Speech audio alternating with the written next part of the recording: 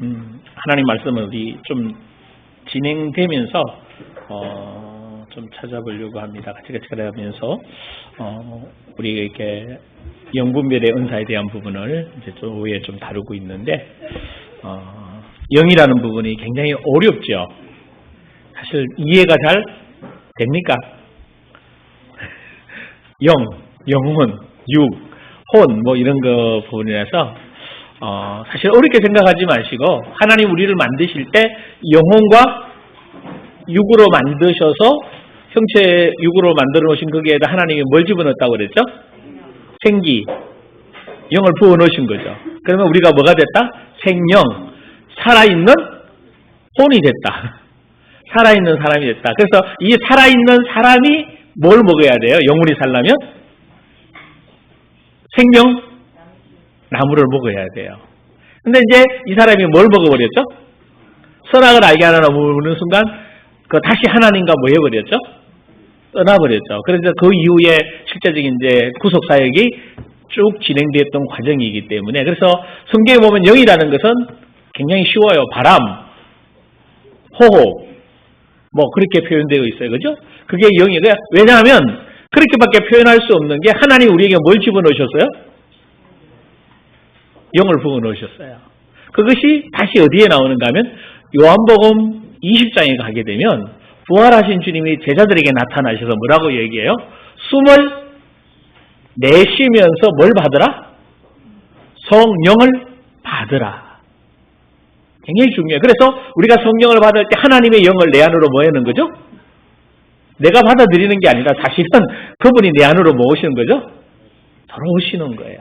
그러면 내 영혼이 살아나서 내 영의 존재가 이제 영의 기능이 뭔가 하면 혼이에요. 영이 뭐 하는 존재가 있다고 그랬죠? 영 안에 세 가지가 기능이 있다고 그랬죠? 뭐요? 생각하고 느끼고 의지적인 결단이 있는 거죠. 이것이 이제 우리가 말할 때 혼이거든요. 그래서 우리 혼이 하나님께로부터 오는 말씀과 그 은혜를 받아서 결국은 여러분이 이제 지금부터 신앙생활의 가장 핵심 포인트가 뭔가 하면 내 혼이에요. 나가 어떤 것을 받아들이느냐.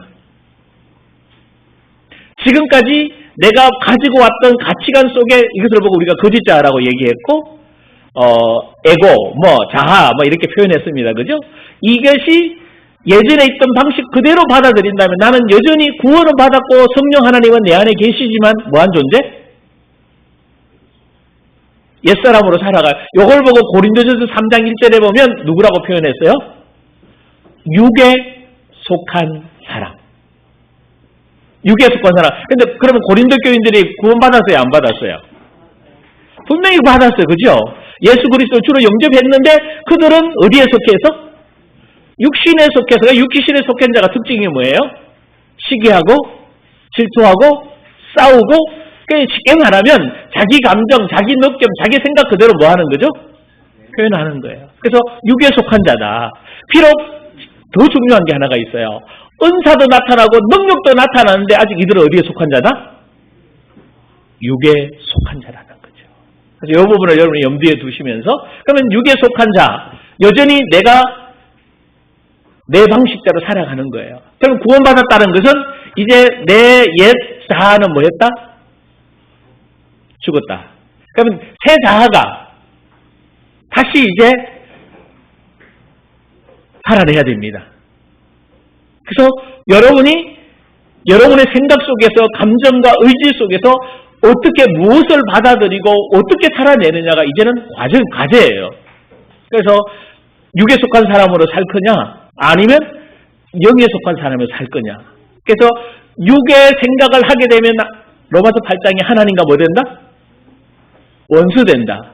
하나님을 기쁘시게 할 수도 없다. 그래서 육에 속한 삶, 육신적으로 계속 살게. 그러면 여러분들이 고민한 게 여러분의 삶을 점검해 보면 돼요. 여러분이 생각하고 살아가는 삶이 여러분 거냐, 아니면 하나님께로부터 온 거냐라고 어떻게 구분할 수 있어요? 여러분이 생각하고 말하고 느낌이에요.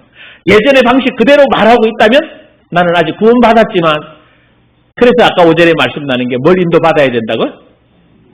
성령의 인도를 따라서 능력 있는 신앙생활을 살아내야 되는 거예요. 그럼 성령의 인도를 따라 산다, 성령의 인도 따라 산다는 삶이 뭐라고요?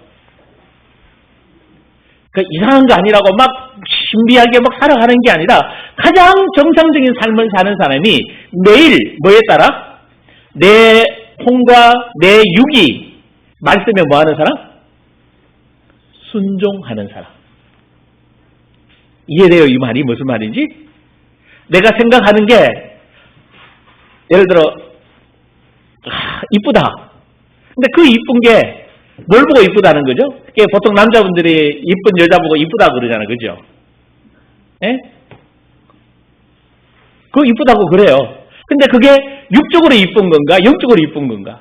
진짜 내 마음에 너무 좋아서 와, 저 사람 그거하고 이제 여러분 마음에서 올라오는 모든 말, 생각, 느낌, 감정, 의지 전체적으로 이게 어디서 올라오는 건가? 옛 자아에서 올라온 건가? 아니면 새 사람에서 올라오는 건가? 이제는 뭐 할 줄 아셔야 돼요? 분별할 줄 아셔야 돼요. 그래서 새 사람에서 널 볼 줄 알아야 돼. 그래서 새 사람에서 볼 줄 알려면 지난번 얘기했어요. 내가 뭐 해야 된다? 날마다 죽고. 그럼 죽으면 안 되잖아. 뭘로 살아나야 돼요? 새 사람으로서 말씀을 받아 먹어야 돼. 그래서 내가 누구인가를 내가 매일 뭐 해야 된다고? 그래서 여러분에게 부탁드리는 게 있어요. 아침 첫 눈 뜨자마자 나는 어떤 사람이라는 걸 느껴야 돼요? 어떤 사람? 행복한 사람. 나 그리스도 안에서 뭐 한 사람? 새 사람. 또 하루가 시작됐네. 아우, 또 어떻게 살아가지? 또 이 직장에 가서 뭐 하지? 아이고, 저 사람 만나기 전에 꼴도 보기 싫은데 저거 또 만나야 되는데. 여러분, 이거 아니라고. 그리스도인은 그게 아니라. 여러분이 꼴도 보기 싫은 그 사람을 여러분은 뭐 할 사람들이에요? 그 사람을 숨겨줘야 되니까요. 아멘? 아, 진짜. 가족 중에 정말 힘들게 하는 사람은 여러분을 다루셔서 여러분이 그리스도 안에서 그분을 섬겨줘야 될 사람이에요. 그러니까 반대로 보십시오. 미운 사람이 아니고 우리는 다 뭐 한 사람? 하나님의 사랑이 필요하고 하나님의 그 은혜가 필요한 사람이다. 그러면 여러분들은 도구가 되어져서 어떻게 하면 하나님의 은혜, 하나님의 사랑이 저들에게 뭐 하도록 만들어져야 돼요? 흘러가도록 만들어져요. 그러니까 전혀 관점이 다른 거예요. 그러면 이제 이럴 정도 되면 부부싸움 할 일이 없죠. 왜? 혹시 남편이나 아내가 문제가 생겼어. 아우, 저 왼수 아니에요. 하나님이 나에게 뭘 섬겨주라고 그러는 거니? 뭔가 불평을 이야기할 때는 대다수 뭔가 결핍된 상태예요. 그렇지 않아요? 여러분 만족하는데 기분 너무 좋은데 불평해요? 아니에요. 뭔가를 불평이 나오든지 내 속에서 뭔가 막 이렇게 좀 옛날 안 좋은 소리가 나올 때는 내가 뭔가 결핍된 상태예요. 내 육의 것이 나오고 있단 말이에요. 그러면 상대방은 뭐 해야 돼? 그 육의 것이 나오는 그 사람한테 너는 인간이 왜 그러냐? 당신은 왜 그런 식으로 방에 말 못하냐? 그럼 어떡해? 그럼 상대방은 뭐라 그래요? 내가 너 때문에 화냈지. 화내는 사람이요. 자기 때문에 화났다는 사람 한 명도 없어요. 다 누구 때문에 화내요? 너 때문에 그렇다고 얘기하거든요. 그래서 서로 상대방이 너 하다가 이제 부부싸움하고 이제 크게 번지기도 하고 그러는 거지. 그러다가 해도 안 되면 야 그만둬. 내가 참지. 내가 참아야지. 그거 아니거든. 참기, 그러면 병 생겨요. 참지 마십시오. 차라리 맥살이 들고 싸우든지 끝까지 싸워가지고 네가 이기나 한번 해보라고. 싸우고 난 뒤에 이제 뭐 해야 돼? 내가 올라왔다. 내 자존심 싸움이었구나라고 내가 그리스도 안에서 뭐 했다? 부인하라는 거죠. 할렐루야.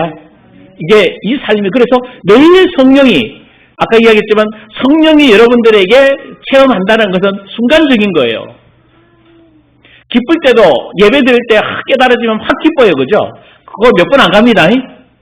그러다가 또 시험들 만한 얘기 딱 들으면 설교 듣다 보면 어때요? 금방 은혜 됐는데 금방 찬양할 때요. 눈물 흘리고 하나님이 막 다양하다.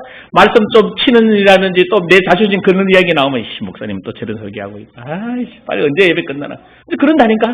그럼 금방 은혜 이 상황이 반복이 되는 거예요.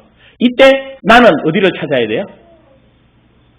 자유의지가 있다는 걸 잊지 마십시오. 하나님이 이렇게 주시지 않아요. 누가 해야 돼요? 성령이 역사하시도록 누가 만들어내야 돼? 내가요. 대다수 우리는 이렇게 얘기해요. 하나님 좀 저 사람 좀 어떻게 해주시고 이렇게 해주시고 막 안 해주셔요. 그때 성령이 뭐 하셔요? 단식하셔요. 야, 아니다 그거. 하나님 저 귀신 좀 쫓아내 주십시오. 저 귀신 때문에 내가 못 살겠어요. 하나님 저 병자 때문에 저 병이 나를 너무 힘들게 해요. 고통이 너무 아프게 해요. 암만 해보십시오. 안 떠나가요. 그때 자유의지를 가진 내 혼이 채찍에 맞음으로 나음을 입었다라고 약속된 말씀을 붙들고 진짜 믿어요 내가? 그러면 내 질병, 내 문제, 내 사건 다 주님이 가져가셨다. 십자가 짊어지셨다. 아멘? 그럼 어떻게 하면 되죠?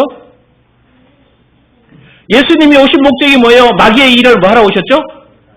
멸하러 오셨어요. 그러면 여러분에게 역사하는, 가정에 역사하는, 질병에 역사하는 악한 영들이 뭐 하도록? 떠나가도록 돼 있어요. 근데 예수님이 다 쫓아내 주세요? 아니라면 누가 하는 거예요?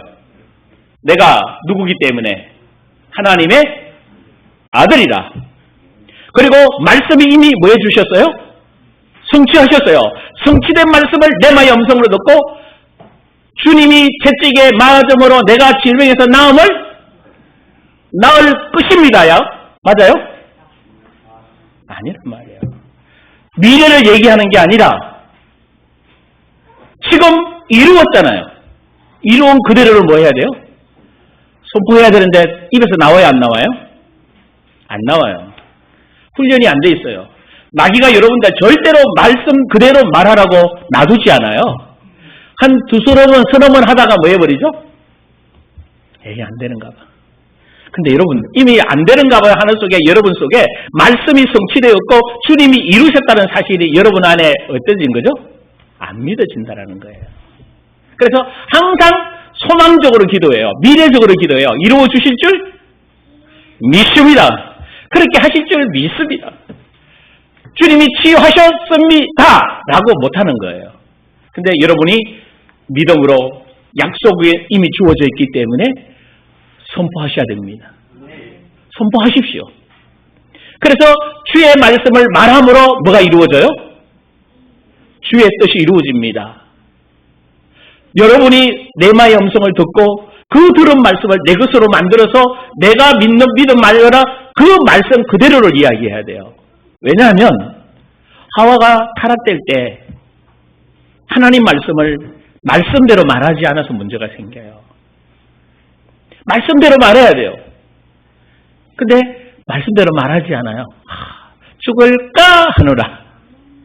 주님은 그랬잖아요. 하나님은 정령 죽는다 그랬거든요. 그런데 죽을까 하노라. 여러분 달라요. 하나님 말씀을 진짜 여러분들이 우리 남편 하나님이 변화시켰습니다라고 하고 시킬 것입니다라고 하고 어떻게 해요? 달라요. 소망을 얘기하잖아요. 그러면 역사 안 일어납니다. 맡기십시오. 왜? 하나님께서 하실 겁니다. 아멘? 내가 믿어주면 되는 거예요. 말씀에. 왜? 이미 하나님이 우리를 새 사람으로 뭐 했어요? 만드실 것입니까? 만드셨답니까? 만드셨다니까요. 근데 성도들이 죄송하지만 뭘 못해요? 말을 못해요. 말 몇 번 하다 만다니까. 여러분이 확신되어지고 주님이 성령으로 일하실 때까지 말하시길 원합니다. 그러니까 이런 거잖아요. 나 행복자야! 말 못한다니까? 행복해지길 원합니다. 근데 재밌잖아요. 나 자유하다라고 말했는데 아직 묶인 게 있어. 또 실제로 눌린 부분이 있단 말이에요. 그러니까 나 자유해. 근데 얘는. 그러니까 이 싸움이 여러분 안에 있는 거예요. 그러면 거짓 자아에서 옛 자아에서 보면 여전히 나는 자유하지 못하잖아요. 여전히 눌려있단 말이에요. 근데 새 사람에서는 뭐예요? 그럼 어디에서 말을 해야 돼요? 새 사람에서 난 자유하다라고 말해야 돼. 왜? 진리를 알지니 진리가 너희를 말씀이잖아요. 말씀 이루셨잖아요. 할렐루야. 그러면 그 말씀이 여러분 안에 그러면 잘 보십시다. 문제가 있는 거는 실체예요. 그럼 여러분이 어디에 지금까지 어디를 놓고 기도했어요? 이 실체가 없어지도록 뭐 했지? 기도했죠. 근데 실체가 없어져요, 안 없어져요? 그러면 어디에다가 기도해야 돼요? 어디에다 선포해야 돼요? 실체에게? 아니란 말이에요. 실체가 아닌 어디에? 믿음은 바라는 것들의 실상이요, 보이지 않는 것들의 증거라. 그러면 말씀을 어디에다 선포해야 돼요? 보이는 실체에다가? 아니에요. 보이지 않는 세계에다 해야 돼요. 그럼 보이지 않는 세계가 어디예요? 어디? 내 심중. 내 마음 깊숙한 곳에 향해서 내 마음 안에 말씀을 심어야 되잖아. 내 마음 안에 보이지 않는 실체를 향해서 이 마음 안에 말씀을 심을 때 말씀이 역사할 때 보이는 실체에 하나님이 역사하십니다. 근데 우리는 대다수가 기도하면서 어디만 바라보고 있죠? 어디에? 보이는 실체만 바라보고 있는 거예요. 주여 이렇게 이거 치유할 줄 믿습니다. 믿습니다 할 때는 치유된 것 같아요. 근데 조금 더 지나면 또 아파. 그러면 좀 안 돼. 결국은 여러분 이게 인생 도돌이표예요. 계속 보이는 실체만 놓고 기도하고 근데 하나님은 어디에다가 말씀을? 보이지 않는 내 영의 세계, 내 심중에다가 말씀을 고백하는 거예요. 할렐루야.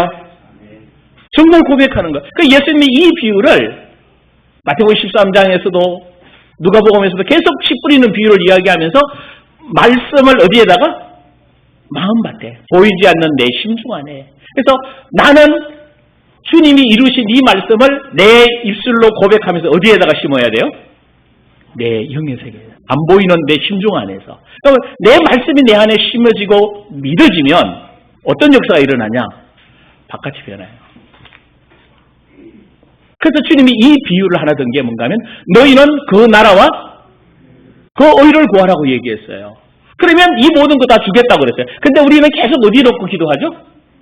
그 나라와 그 의가 아니라 눈에 보이는 이거 놓고 기도했다고요. 보이는 이 문제 해결 놓고 기도했거든. 이 문제는 놔둬요. 이거는 우리가 할 처리한 게 아니에요. 이거는 누가 하시는 거예요? 하나님이. 우리는 보이지 않는 내 심중 안에다가 말씀을 심어야 돼요. 할렐루야. 말씀을 심는 방법이 뭐예요? 내가 새 사람임을 선포하는 거예요. 또 하나가 여러분이 가는 곳마다 하나님이 함께 하십니까? 진짜 정말로요. 이거 굉장히 중요한 거예요. 이래서 하나님 가실 줄 믿습니다. 내가 가는 곳마다 주님이 역사하실 줄 믿습니다. 안 해도 되는 거예요. 생각해 보십시오. 주님이 어디 계셔요? 내 하늘에 계시잖아. 내가 가는 곳마다 주님이 역사하세요. 그리고 또 하나 있어요. 이 우주 만물을 누가 통치하셔요? 하나님 하셔요. 어디에나 계셔요. 여러분 진짜 인지되세요? 그러면 여러분 굉장히 쉽게 문제 해결돼요. 상황, 현실, 내가 만나는 사람 뭐 할 필요 없어요. 왜? 주님이 내가 주님을 임재를 느끼고 내가 주님을 경험하고 내가 주님과 함께함을 느껴지면요. 여러분이 가는 곳마다 하나님 나라가 이루어져 있어요. 그럼 여러분 당연히 여러분은 뭐하는 사람이 되는 거죠? 화평케 하는 사람이 되는 거예요. 여러분이 가는 곳마다 평화가 이루어지게 돼 있단 말이에요. 근데 가서 누구만 하니까 문제가 생기는 거예요?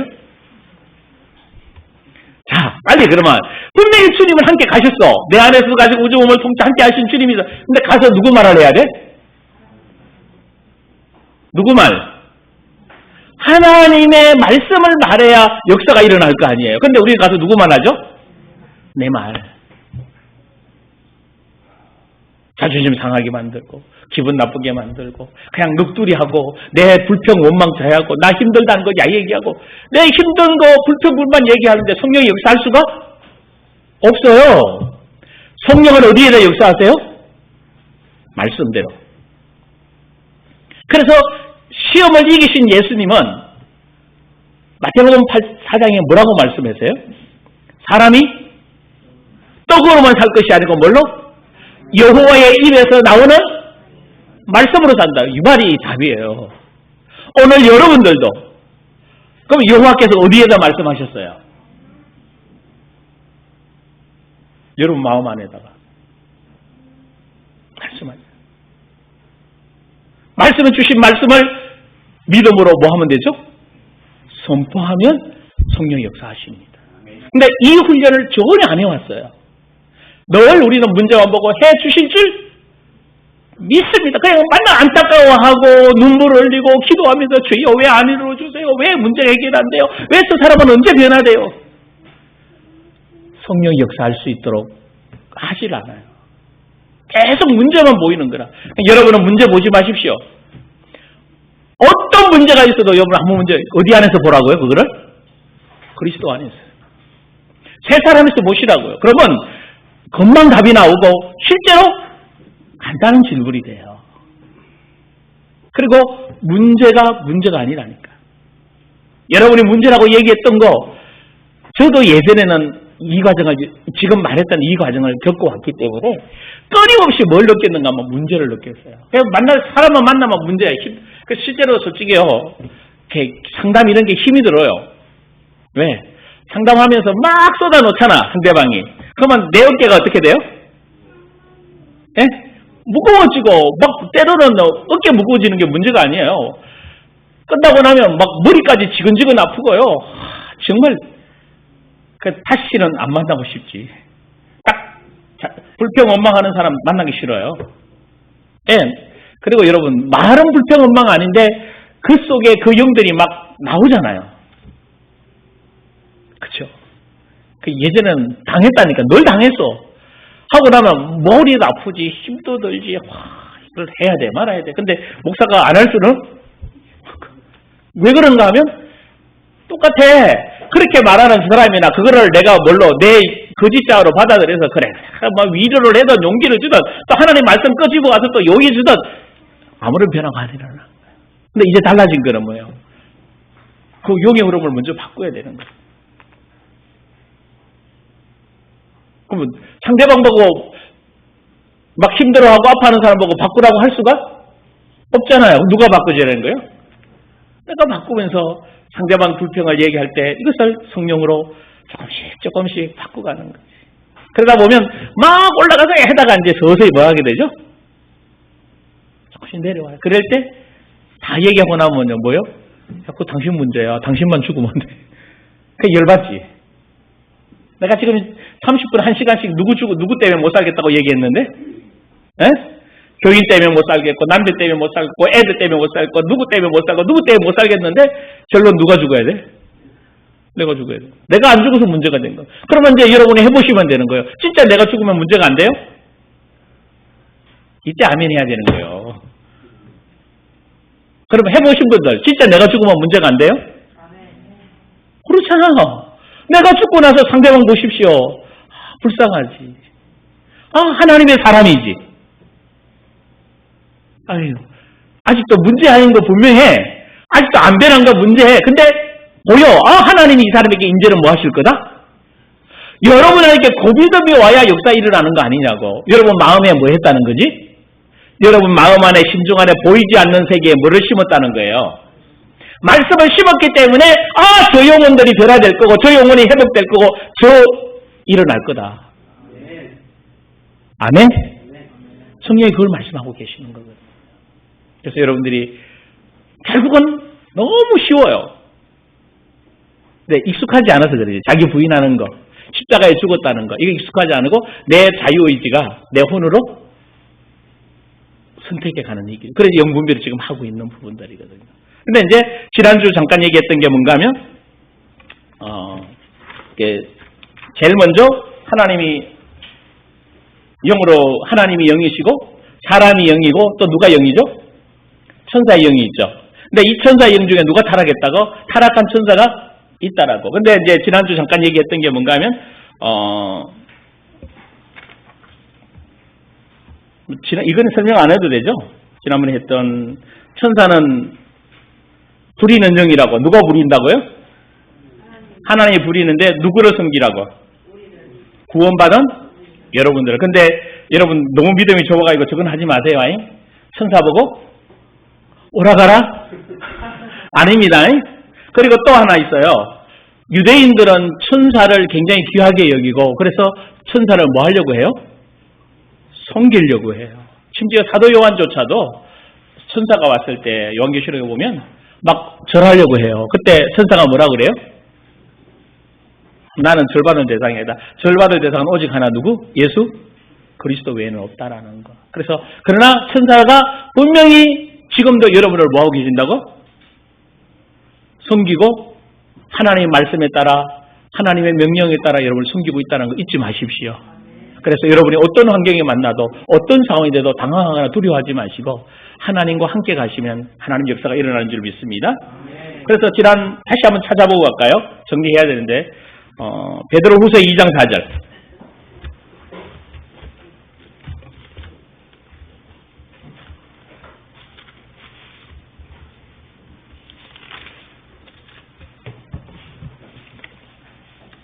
베드로후서 2장 4절 같이 읽습니다. 시작.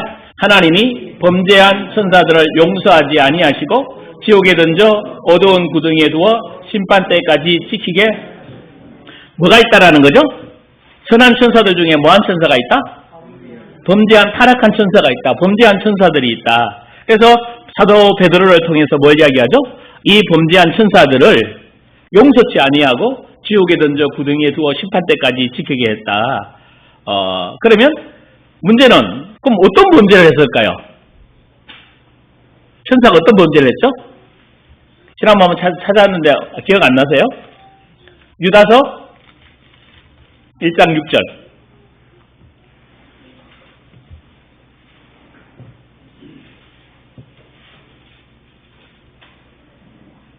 같이 했습니다. 시작. 또 자기 지위를 지키지 아니하고 자기 스스로를 떠난 천사들을 큰 날의 심판까지 영원한 결박으로 흑암에 가두셨음에. 자, 뭐가 있다고? 이 범죄한 천사들이 왜 범죄했어요? 어떤 범죄를 했어요? 자기 지위를 지키지 아니하고 자기 처소를 떠났다. 쉽게 말하면 천사에게 뭐가 있는 거예요? 주어진? 아까 그래서 말했어요. 누굴 섬기라고? 사람을 섬기라고. 근데 사람을 섬긴 게 아니고 오히려 사람을 뭐 해버린 거죠? 타락한 거는?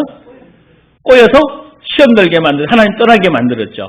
자기 주의를 지키지 아니했다. 그리고 자기 처소를 떠났다. 그래서 모든 천사에게는 자기 직무와 직책이 있다라는 거. 머물러야 하되 뭐가 있는 거죠?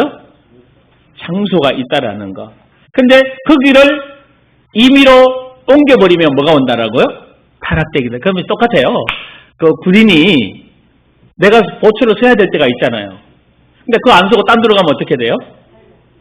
탈령이잖아. 이 천사들이 그렇게 해서 범죄했다라는 거예요. 자, 그래서 이제 에스겔 28장으로 가야 되는데 에스겔 28장 가기 전에 요한계시록 3장 13장부터 보십시다. 자, 에스겔 28장 1절에서 11절까지는 뭔가 하면요, 누굴 이야기하는가 하면 두루왕을 이야기해요.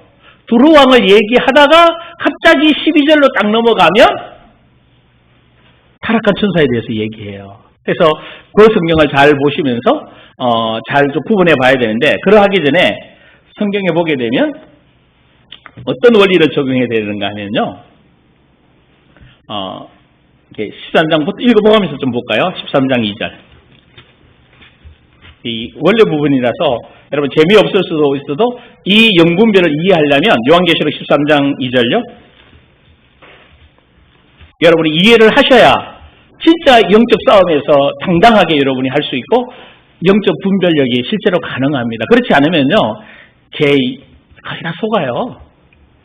그냥 내 감정에 의해서 막 말하고 움직이지 실제로 떠나가고 이런 일들이 잘 경험 안 되기 때문에 그러거든요. 자, 13장 2절부터 볼까요? 같이 읽습니다. 시작. 내가 본 짐승은 표범과 비슷하고 그 발은 그 입은 사자의 입 같은데 용이 자기의 능력과 보좌와 큰 권세를 그에게 주었더라. 여기 용이 누구죠? 예? 용이? 그쵸. 12장 9절 한번 봐요. 12장 9절 시작. 큰 용이 내어 쫓기니 옛뱀 곧 마귀라고도 하고 사단이라고도 하면 온 천하를 깨는 자라. 그가 땅으로 내쫓기니 그의 사자들도 그와 함께 이 옛 뱀, 이 용이 누구라고요? 사단, 마귀, 천하를 뭐 하는 자? 깨는 자다. 근데 재미있잖아요. 용이 누구에게 권세를 줘요? 용이 자기의 능력과 보좌와 큰 권세를 누구에게 준 거죠? 짐승. 이 사도 요한이 본 짐승이 표범과 비슷하고 밤에 발은 곰의 발바닥 같고 입은 사자 입술 같은데 용이 이 짐승에게 뭘 주죠? 능력. 그러면 이 짐승은 누굴까요? 네? 13장 18절 한번 볼까요? 같이 읽습니다. 시작. 지혜가 여기 있으니 총명한 자는 그 짐승의 수를 세어보라. 그것은 사람의 수니 그의 수가 666이라. 자, 여기 누가 나와요? 짐승이 나오잖아요. 그러면 여기에 짐승은 누구예요? 사람이죠. 그러면 그 사람 중에 용이 능력과 권세를 다 주었잖아. 누구예요? 이 당시로 말하면 사도 요한이 있는 당시로 보면 네로, 로마 황제를 이야기하는 거예요. 그러니까 용이, 마귀가 누구에게? 인간 왕, 로마 왕에게 뭘 주었다? 권세를 주었다. 그래서 로마 황제가 그 당시 뭐 했어요? 하나님 나라를 대적하고 예수 믿는 사람들을 죽이는 그런 일을 했죠. 핍박하는 일을 했죠. 그래서 이 짐승은 누구로부터 다시 이야기하면 권세를 받았다고? 용. 겁나요? 여러분, 겁나면 안 돼요. 원리 부분을 이해해야 돼요. 지금도 그러면 히틀러도 동일해요. 히틀러가 누구의 영향을 받아 저렇게 됐을까요? 사단. 악한 영들이. 그러면 이제 결론적인 이런 표현인데요. 어떤 사람에게 사단이 역사에서 쓸까요? 사단하고 비슷한 기질과 성격을 가지고 있는 사람. 바로 왕과 같은 사람. 그런 사람을 마귀가 더 부추겨서 쓰는 것을 볼 수 있습니다. 그래서 여기서 다시 이야기하면 용이 누군가 하면 뱀, 사단, 마귀, 귀신인데 이 사단, 마귀가 누구에게? 로마 황제에게 보좌도 주고 권세도 주고 권력도 주었다는 거죠. 이때 사단과 마귀는 용과 동일시한다는 것. 그럼 3절 4절 한번 읽어볼까요? 13장. 이 부분이 이해돼야 지금 정사와 권세를 붙들고 있고 이 나라 이 민족 전 세계적으로 악한 영들이 붙들고 있는 대통령이나 이런 사람들이 어떻게 뭘 해야 되는지를 자세히 보면 저 사람이 지금 하나님이 쓰고 있는 건지 아니면 악한 영에게 잡히고 있는지를 볼 수 있고 여러분이 기도해야 될 제목이 거기서 나오게 되는 겁니다. 3절 볼까요? 시작. 그의 머리 하나가 상하이 죽게 된 것 같더니 그 죽게 되었던 상처가 나음 후에 온 땅이 놀랍게 여겨 짐승을 따르고 용이 짐승에게 권세를 주므로 용에게 경배하며 짐승에게 경배하며 이르되 누가 이 짐승과 같냐? 누가 능히 이와 더불어. 자, 무슨 이야기죠? 용이 누구에게 줬다고요? 짐승에게 권세를 주었어요. 그랬더니 짐승에게 사람들이 뭐 하죠? 이제 경배하게 돼요. 그리고 결국은 귀신을 숭배하게 되고 인간을 신으로 섬기게 되는 그런 시대가 일어났다는 것입니다. 그래서 로마 황제를 그 당시 누가 이겨요? 아무도 이길 수 없는 엄청난 권력을 가지고 있던 것은 그게 바로 오늘 3절 4절 이야기죠. 그러면서 5절 6절 쭉 볼까요? 시작. 또 짐승이 과장되고 신성 모독 입을 또 42달 동안 일할 권세를 받아 짐승이 입을 벌려 하나님을 향하여 비방하되 그의 이름과 그의 장막 곧 하늘에 사는 자들을 비방하더라. 자, 이 짐승이 입을 벌려서 뭐 했다고요? 성도들을 핍박하고 하나님 나라를 대적하고 스스로. 그러니까 도민티안 황제 때에 어떤 일이 벌어지는가 하면 우리 주 하나님 도민티안 황제에 그랬거든요. 그러니까 도민티안 황제가 주가 됐고 하나님이 돼 있다는 거예요. 그렇게 해서 짐승에게 용이 짐승에게 권세를 주어서 이 일을 하게 하죠. 근데 이게 어디에 자세히 설명되어 있는가 하면 다니엘서 10장을 빨리 가보십시다.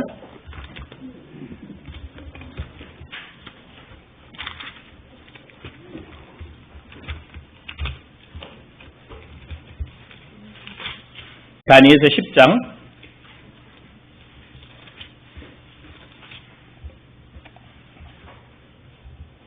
13절 14절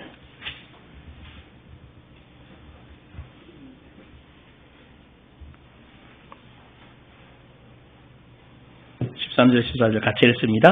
그런데 바사 왕국의 군주가 20일 내가 거기 바사 왕국의 왕들과 함께 머물러 있더니 가장 높은 군주 중 하나인 미가엘이 와서 나를 도와주므로 이제 내가 마지막 날에 내 백성이 당할 내게 깨닫게 하려 왔노라. 이는 이 환상이 오랜 후의 일임이라 하더라. 그 다음에 20절 21절 봐요. 시작.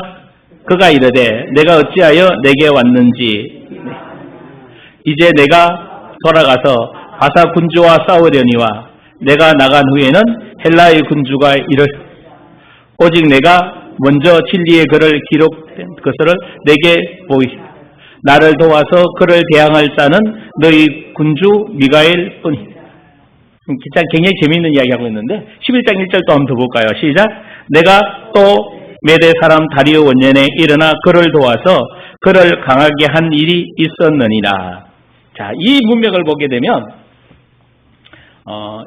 이게 다니엘이 이제 참 환상을 보고 이제 고민에 빠졌어요. 그러면서 뭐 하기 시작해요? 이 민족의 장래와 여러 가지를 다니엘 에레미야의 글을 읽고 이제 사실은 충격을 받은 거거든요. 그래서 이제 다니엘이 뭐 하기로 작정했어요? 3주간 금식하기로 작정했어요. 근데 재미있는 거, 하나님이 다니엘에게 뭘 보내주세요? 기도하는 첫날 천사를 보내서 응답을 주었어요. 그런데 다니엘에게 전달돼요? 안 돼요? 안 돼요. 근데 누구한테 잡혀있다고 그래? 아까 읽었잖아. 바사국 군주가 아니라 바사국 왕이라고 표현해요. 그냥 왕 단수예요.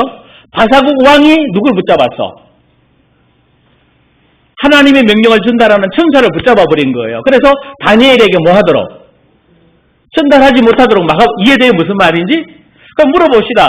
바사 왕이, 그 당시 바사국 왕이 천사를 붙잡을 수 있어요? 없죠. 이거는 뭔가 하면 바사국 왕을 다스리고 있는, 붙들고 있는 누가? 악한 영이 누구를 막았다는 거예요. 하나님의 심부름하는 천사를 막은 거죠. 그때 하나님이 누굴 보내주죠? 미가엘 천사장을 보내서 다니엘에게 응답해서 이 일을 풀어내게 하시는 것입니다. 그래서 이 부분을 이해된다면, 그래서 아까 다니엘 10장 13절에 그런데 바사 왕국의 군주가 21일 동안 나를 뭐 했다? 막았다. 페르시아 나라 왕국이 막았다는 거예요. 근데 그 천사를, 인관왕은 천사를 막을 수가 없어요. 그러니까 이 페르시아 왕을 붙들고 있는 누구? 악한 영이 누구를 막고 있다라는 거죠? 다니엘에게 편지를, 좋은 소식을 알리는 것을 막고 있는 거죠. 그래서 이것을 깨뜨리고 보내주셨다는 거예요. 이것이 이제 여러분 이제 이해해야 돼. 그러면 실제로 지금 오늘날 타락한 영들이 지금도 역사하고 있다라는 거죠. 이해돼요? 무슨 말인지? 그러니까 이제 이걸 이해하려면 아까 말했잖아요. 자기 지위를 자기 처소로 뭐 했다고 그랬죠? 떠났잖아요. 그럼 구체적으로 어떤 게 떠나는가 두 군데에서 설명하고 있어요. 그게 에스겔 28장하고 이사야 14장입니다. 한번 보십시다. 에스겔 28장으로 가십시다.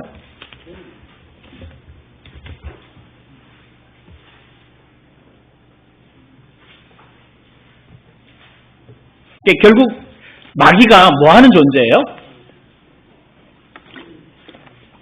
마귀가 사람의 영혼을 도둑 죽이고 도둑질하는 거잖아요. 그래서 하나님의 역사를, 하나님 나라를 확장시키지 못하도록 막는 겁니다. 그래서 요한복음 10장에서 그랬잖아요. 마귀가 도둑이 온 것은 죽이려 하고 우리를 실패시키기 위해 왔고, 예수 그리스도가 온 것은 우리로 뭘 해요?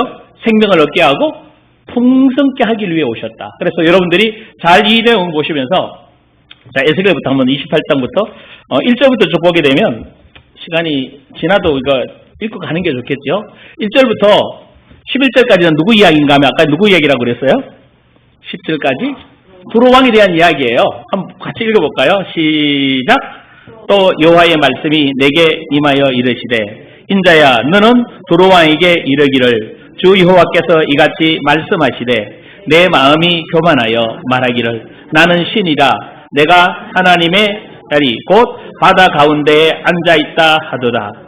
내 마음이 하나님의 마음 같은 채 할지라도 너는 사람이요 신이 내가 다니엘보다 지혜로워서 엄밀한 것을 깨닫지 못할 것이 없다 하고 내 지혜와 총명으로 재물을 얻었으며 금과 은을 곳간에 저축하였으며 또 내 큰 지혜와 내 무역으로 재물을 더하고 그 재물로 말미암아 내 마음이 어때요? 교만할 만하죠?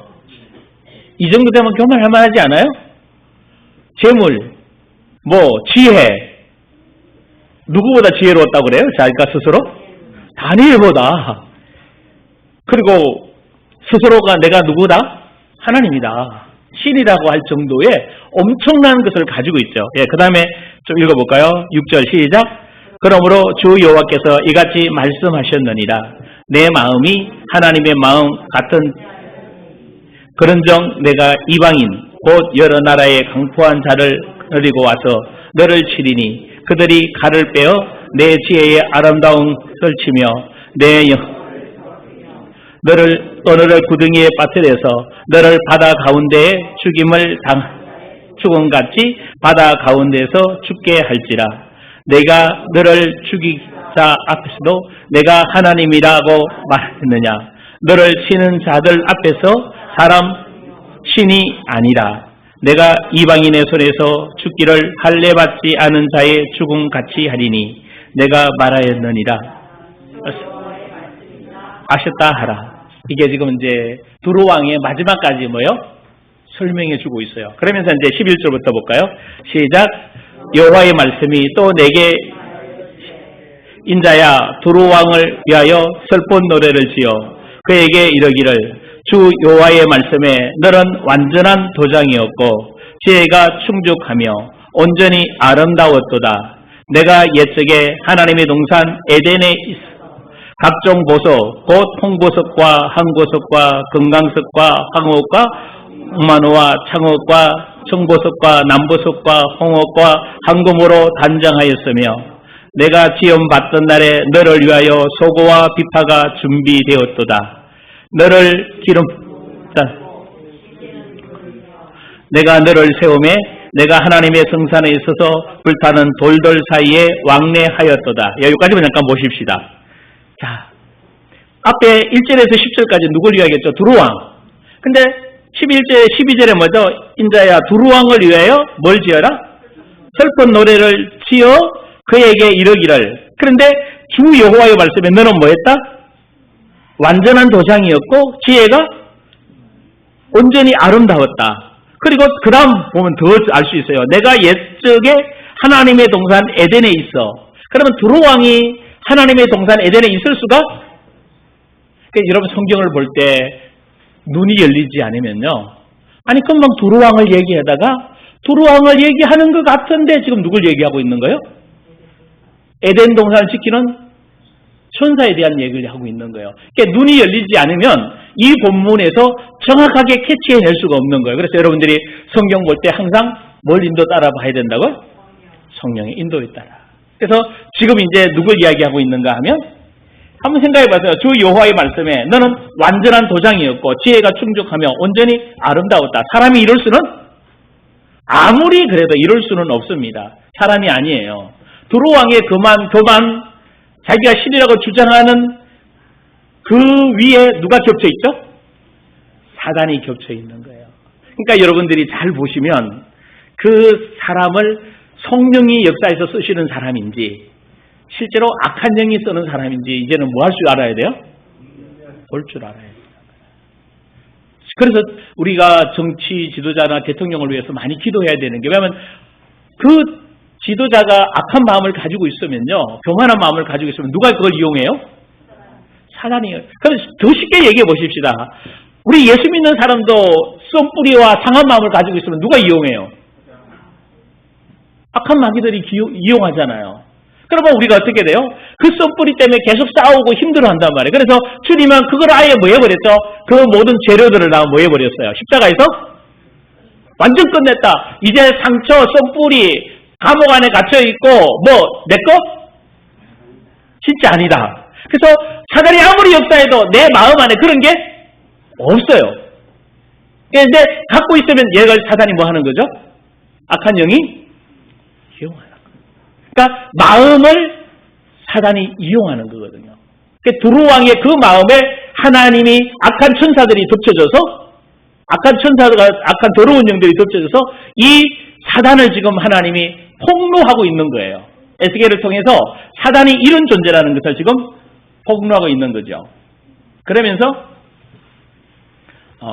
두루왕의 실체를 얘기하면서 이것이 두루왕이 아니라 사단이라는 것을 여기서 말해주고 있어요. 그러면서 뭐라고 하면 13절 한번 볼까요? 다시 한번 읽어봅니다. 시작. 에덴에 있어서, 여기까지 봅시다. 내가 옛적에 하나님의 동산 에덴에 있어서, 이게 굉장히 중요해요. 두루왕은 지금 에스겔 시대의 두루왕은 에덴 동산에 있을 수가 없다는 얘기죠. 그래서 두루왕을 통해서 지금 누구를 계시하고 있는 거예요? 사단, 마귀를 계시하는 것이 하나님의 지혜입니다. 그래서 여러분들이 성경에 눈이 열려서 이 지혜들을 잘 보게. 그러면 천사들이 어떻게 타락했는지 볼 수 있죠. 자기 지위와 처소가 있었는데 자기 처소는 어디였어요?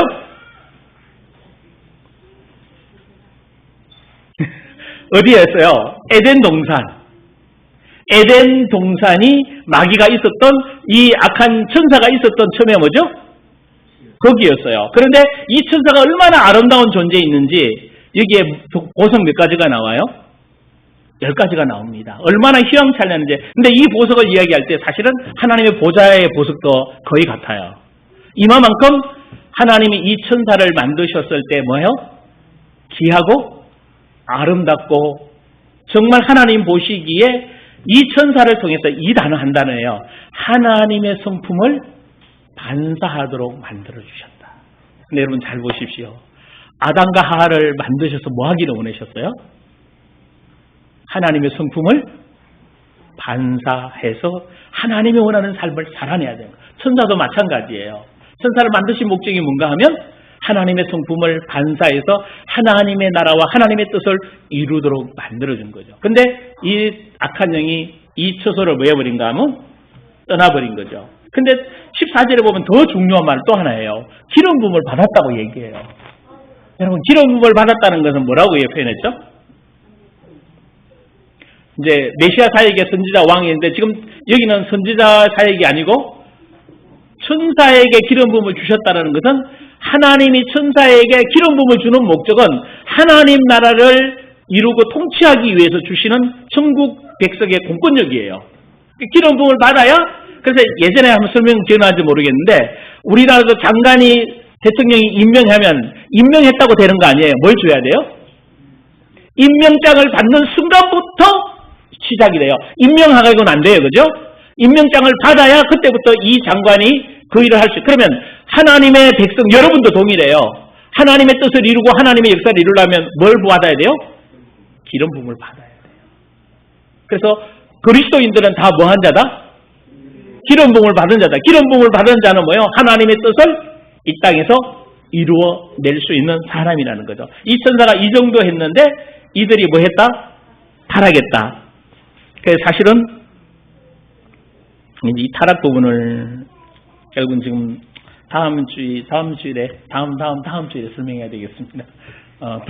3주 후에 해야 될 것 같아요. 다음 주는 아마 김동희 목사님 설교할 거니까. 그래서 집에 가서 좀 요까지 읽으시고 이사야 14장을 꼭 읽어보십시오. 이사야 14장을 읽어보면 왜 어떻게 타락했는지 그리고 어떻게 그들이 지위를 잃어버리고 어떻게 했는지 알 수가 있어요. 그래서 여러분들이 좀 눈이 열려서 좀 볼 수 있는 여러분 되기를 원합니다. 잠깐 기도하십시다. 성령님 정말 임하셔서 성경을 볼 때 성경이 깨달아지고 알아지게 해달라고 요청하시고, 이번 한 주간 성령에 이끌리는 능력 있는 신앙생활 되어지도록 성령의 인도하심과 성령의 능력을 경험하여 성품과 열매가 나오는 역사 있게 해달라고 우리 주여 한번 부르고 기도합니다.